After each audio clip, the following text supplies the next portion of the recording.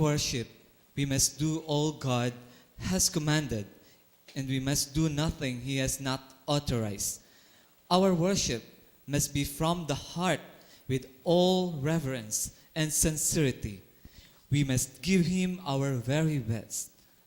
Then, and only then, will we be worshiping God in spirit and in truth. The purpose and holiness of true worship to God is a precious privilege available only to those who are obedient to the will of God. Amen. Subong gid nga gabi no, ang aton nga topiko ang we must give our best to God. No? Dra gid nang kita no sa piyak sang aton pagkapamatanon, wala pili ang Diyos kung sino ang magadayaw sa iya, bata man o kung tigulang, no? Kay tanan kita tinugas ang Diyos. Amen. Ang tanan nga buhi nga tinugas ang Diyos, dapat magadayaw sa buhi nga Diyos. No? Kay kita tanan, may pasalamatan. Amen. No? Wala kita di sang, kung wala kita dire, kung wala sa Diyos. Amen. Dapat kinaton magpasalamat sa bugos naton nga kabuhi, no? Sa adlaw-adlaw nga tanan, no? Kay kitaya pagbugtaw ta sa aga. May makita lang ta malain, ara na akig na, no? May kuha na dayon. Kung baga wala ang Diyos sa aton tagipusoon, wala ta way ta gani nagpabugtaw ta sa aga. Lord, thank you Lord, buhi pa ko. No? Ibandera aya nang galipay-lipay pag enjoy pa. Pagkaaga, wala na. Patay na. No? Miski ka katulog kali. Nang kuntion mo na, wala agad may mahimo. No? Di ba? Di dapat gali sa pagbugtaw pala natin sa aga, dapat magpasalamat kita sa Ginoo. Kag sa pagtulog man natin, pasalamatan man natin ang Ginoo. Nga, ara, no? Sang miski ano man, mga problema, man nga nag-abot sa aton, may mga pagtilaw, mga nag-abot sa aton, may mga temptasyon man nga nag-aabot sa aton. No, kinanan gali magpasalamat kita sa gihapon sa Dios. Kay ina nga mga problema, mga pagtilaw sa aton nga kabuhi, ina ginhatag sang Dios sa aton tungod gusto niya kita magpanawag sa iya. Kay gakalipat lang kita nang magkuan lang kita magtawag lang ta sa Ginoo kung may kinahanglan na kita, kung tagaw mo tayo na tano nga Lord, nga kung puso ka pa gani, daw wala kasang time sa pagdayaw, sa pagpasalamat sa Ginoo. No? Gali, amo man ko na mo sa akon, nang samtang ginatawag ako sa aton nga utod, bala, yan, attend bala prayer meeting. Yan, nang upod bala sa choir, ti ako kay, siyempre pamatanon pa ko, gusto ko mag-enjoy pa. Gusto ko malagaw-lagaw paupod sa akon mga barkada. No? Ginapanaguan ko sila sa tuwing mag-abot sila bala ng ara na sila. Bako manago ko di sa kwarto. Bala kay para hindi ako nila agdahon. Kay adlaw ginagda ako kay may tiyanggi kami muti. Gabantay ako sa tiyanggi pag makita ko ni Tita Cora, pag makita ko ni Tita Gingging. Ginagdagin ko na daan nila. Abo ko, nang hindi ko kay do, abo ko nasakon ko galingon, abo ko do ka boring, amo na bala nang, siyempre pamatanon pa ko gusto ko mag-enjoy. Hasta sa ulihi, ang Diyos gid nagpangita sang way, agud ako magpalapit sa iya. No? Paagi sa masakit, ginhulat ko pa, nga magmamasakit ako, antes ko magpalapit sa Ginoo. Samtang sang una nang nami pang lawas ko, makusog pa ko. No? Dra mga utod ko kay Kristo, hindi na naton pagulaton nga may matabo pa sa aton nga malain. No? Samtang buhi pa kita subong gid tinion, dayahon naton ang Ginoo sa bugos naton nga kabuhi, sa bugos naton nga tagipusoon, sa bugos naton nga kalag. No? Kay dra gid sa pagdayaw sa iya, dra gid maangko naton ang himaya. Amen? No? Kag dragid, i-provide ang tanan-tanan nato nga kinahanglanon sa Diyos.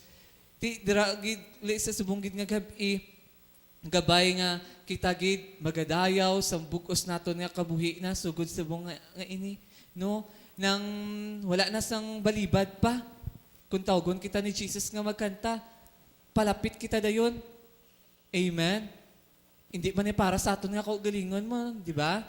Ginahambal gid naton hindi ni para sa aton, hindi para ni dayawon sang tao, kundi para gid ini sa Dios ang aton nga ginahimo.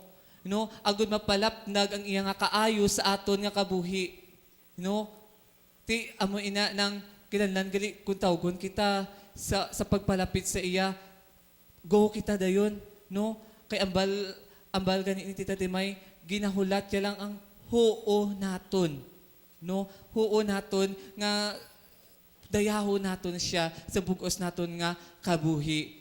No? Gabay kita dira na-experiensyahan naton na realisar naton sa subong nga gabi nga ang aton nga kabuhi ihatag naton sa bugos sa kay Kristo.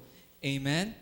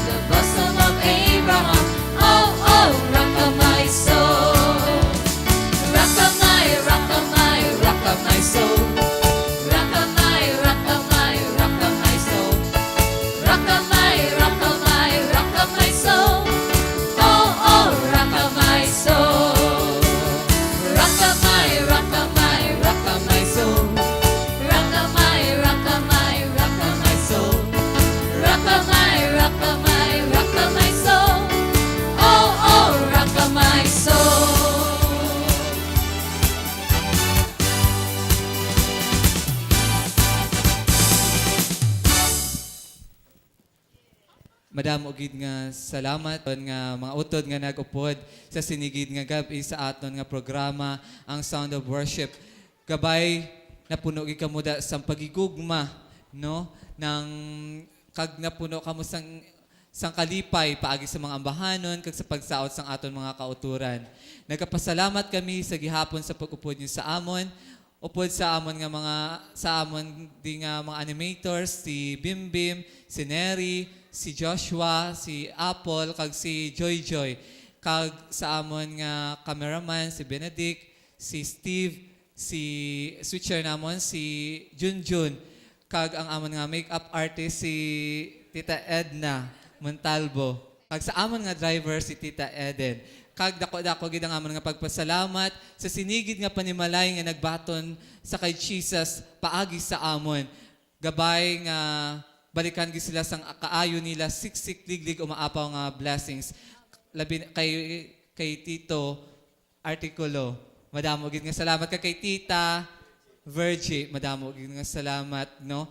Upod sa amon dire si John, si Shalame, si Bibi, si Gingging, si Jezreel. Kag sa bilog nga yari diri ginabalik namon na tanan ang dungog ka pasalamat in Jesus name. Amen.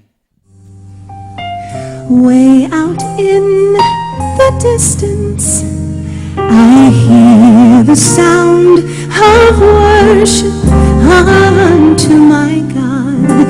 In His holy presence, I hear the sound of joy. Sounds of celebration